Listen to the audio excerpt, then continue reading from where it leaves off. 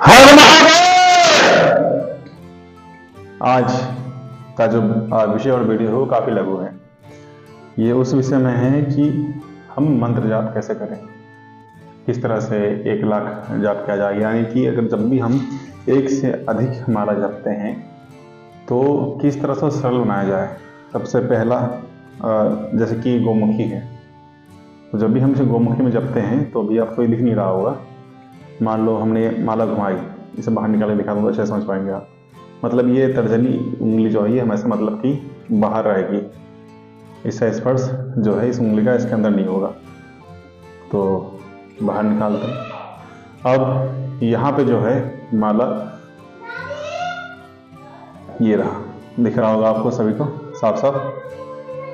तो यहाँ पे जब भी हम जपते हैं, हम माला जपने के लिए इस मुद्रा का इस्तेमाल करते हैं, मृग मुद्रा।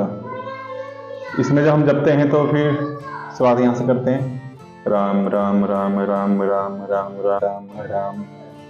जब हम इस तरह से जप रहे हैं तो एक समय ऐसा आएगा कि हम इसके अंत पे पहुंच जाएंगे। मान लो हम इसके अंत पे पहुंच गए, है ना, राम राम राम राम राम राम राम, अंत पे आ गए हम इसके।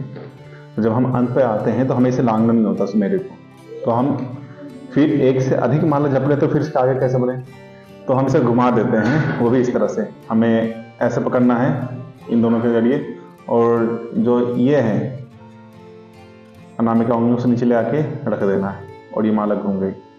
फिर से देखना, सही से दिख पाएगा।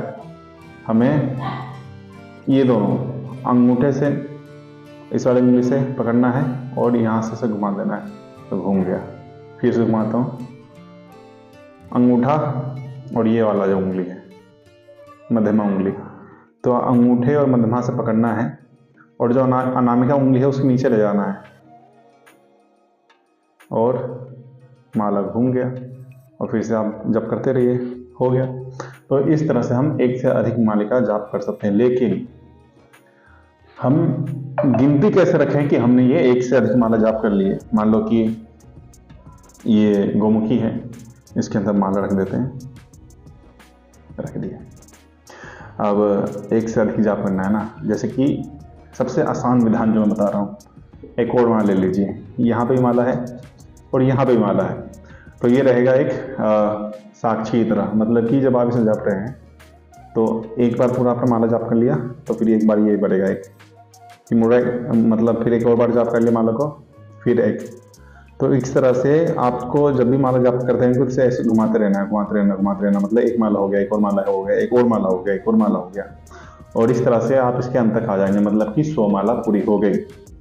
तो इस तरह से आप इसके साथ एक और माला रखते हो तो आपका करीब 100 माला हो गया, तो 10,000 मंत्र जाप हो जाएगा। अब इसे ही 1,00,000 तक कैसे पहुंचाएं, तो मैं इन्हें इस्तेमाल करता हूँ।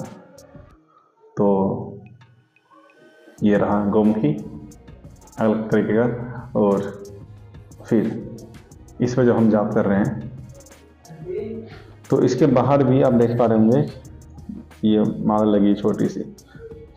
तो ये होता किस लिए है कि मैंने कितना माला जाप कर लिया उसके लिए। 1 माला, 2 माला, छोटे दाने दिख रहे होंगे, 3 माला, 4 माला, इस तरीके से ये है। अब इसके साथ हमें फिर इसका भी इस्तेमाल करना है, अलग से माला रखना है, इसके अंदर एक माला है। अब इस पे ध्यान देना बिल्कुल। शिव शिव, हम माला जाप रहे हैं इसके अंदर, और इस पे जैसे मैंने पहले बताया था, एक बार माला पूरा हो गया जाप करना तो हमें एक आगे बढ़ जाना है। फिर एक और बार जाप कर लिया, फिर आगे बढ़ जाना है, फिर और जाप कर लिया माला, एक और माला पूरा हो गया, फिर आगे बढ़ जाना है। और इस तरह से आगे हमें बढ़ते रहना, जैसे माला पूरा होते रहेगा। तो एक समय ऐसा आएगा कि पूरा 100 माला पूरा हो जाएगा इसमें भी। तो हम जब यहाँ पहुँच जाते हैं इसके अंतिम पर 100 माला पूरा होने के बाद, भले इसमें 108 मोती हो, लेकिन हमें 100 मांग के ही चलना है। अधिक हो रहा है तो अच्छी बात नहीं। तो जब ये पूरा एक माला हो जाए, हमारा पूरा मतलब कि 100 माला हो गया, इस तरह से हमें एक मोती नीचे कर देना है। यानी कि 100 माला इक्वल 1 मोती। तो 100 माला यहाँ के 1 मोती के बराबर है, इस वाले। फिर हमें आगे बढ़ना है। हम माला जप रहे हैं, और फिर इसमें 100 माला पूरा ऐसे हो जाएगा वापस, जैसे मैंने बताया था। और सब 100 माला पूरा हो जाए तो फिर वापस एक और मोती इस तरीके से।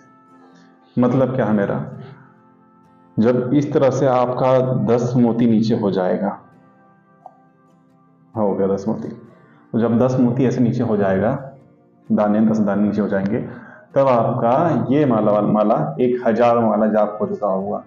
यानी कि आपका 1000 जाप, 1000 माला जाप 1 लाख बराबर।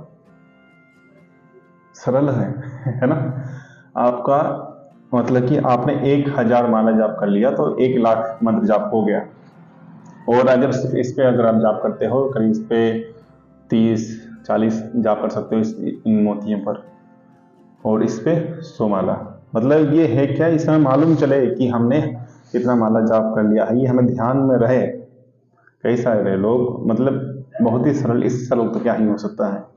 वैसे हैं और भी कई विधियाँ हैं और भी कई सारी चीज़ें हैं, लेकिन किसी भी चीज़ का में मतलब जितना सरल हो जाए, जितना सरल चीज़ें रखो, साधना हो, उतना अच्छा है।